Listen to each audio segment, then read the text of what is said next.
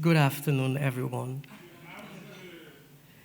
It is a great pleasure that I have to come and attend the debate and discussion of that second EuroPrep summit, and most especially to address you today.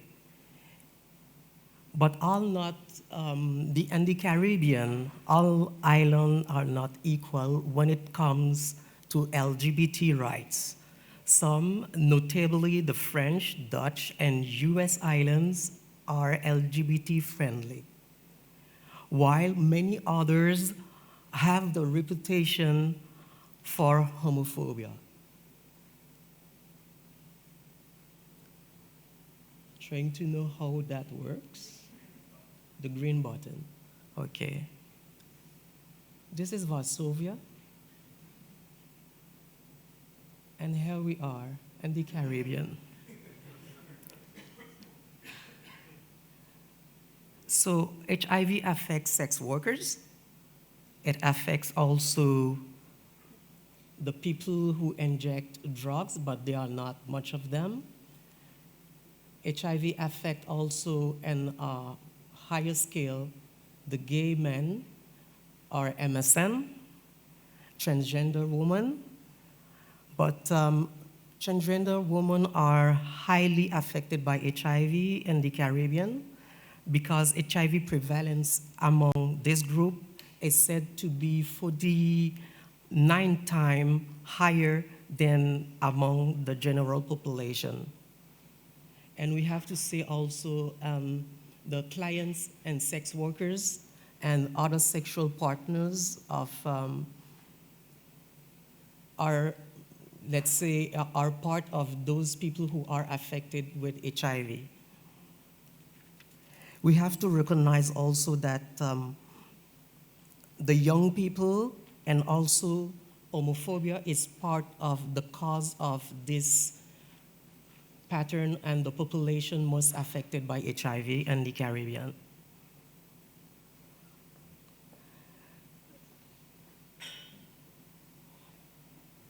We have to recognize that most countries in the Caribbean provide comprehensive sexual education and primary school, and not only about reproduction system, but it also talk also about HIV. Condom use is available, but is limited in choices and places. When we are very pleased that we can see the rate of mother-to-child transmission have declined across the Caribbean. But access to injury reduction program is extremely limited. Only a few countries provide needle and syringe program, except for the French, Dutch, and the US Caribbean. The Bahamas and Barbados are the only Caribbean independent country providing PrEP through the public health system in 2018. However, PrEP is available through the private providers in other countries of the Caribbean. The graph right there shows that in August 2019, 72% of people living with HIV in the Caribbean were aware of their statutes.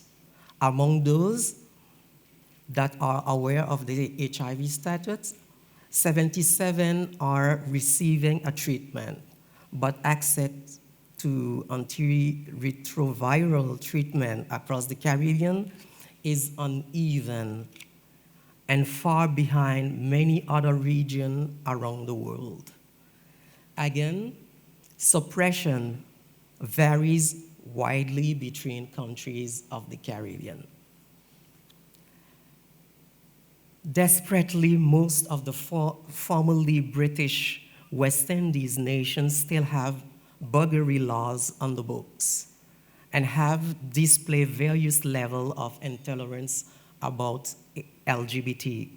Sadly, many countries in the region are classified as middle income and do not benefit from access to the price reductions available to low-income countries, and the cost of antiretroviral medicines and PrEP remain an issue.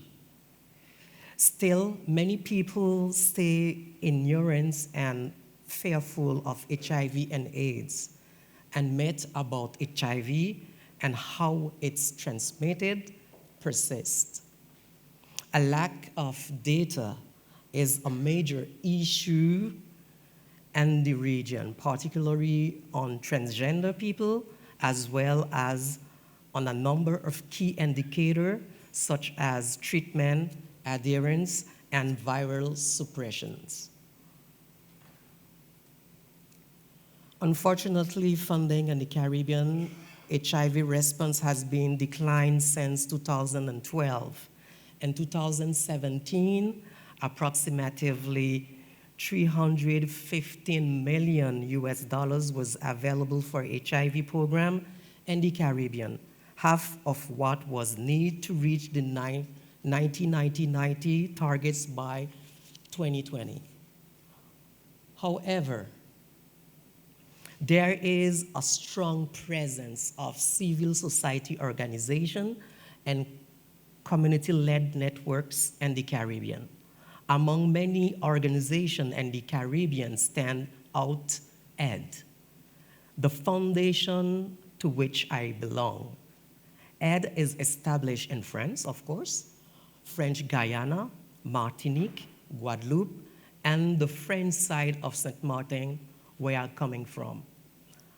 From April 5th to the 7th of this year, AID had hosted an event celebrating the end of HIV and AIDS epidemic among the gay community and the Great Caribbean.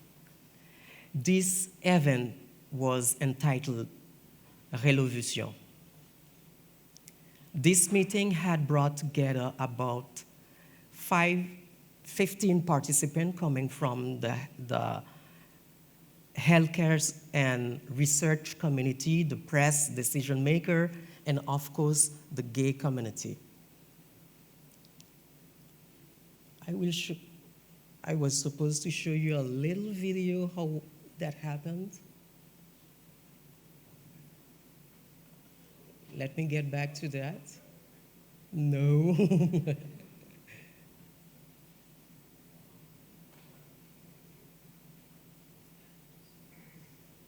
I will wait.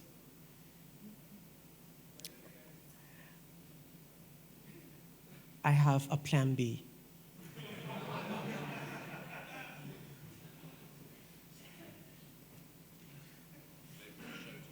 Okay, we're just gonna load the volume so I can talk when we look at the pictures. As you can see in this video, tout est parti d'un groupe national HSH en 2015. As you can see in the video, we are gathering in a pleasant setting of 3 days in Guadeloupe in order to take the time to work and to get acquainted. The main objective of this meeting was to communicate collectively to better understand the situation of gays and the Great Caribbean. We discussed both HIV issues and sexual health, and we focus about PrEP. The second objective of this meeting was to conclude a framework commitment within our respective but complementary field in order to fight more efficiently against HIV and to demonstrate that PrEP is one of the most prevention tools we have in combination with HIV prevention. reLOVution is a strong presence of civil society organization and community-led network in the Caribbean. It is to bring a change in the way our countries are governed and to drastically change the way that people do things, which will lead to a different political system, not using any violence or war, but love, This is reLOVution. Thank you.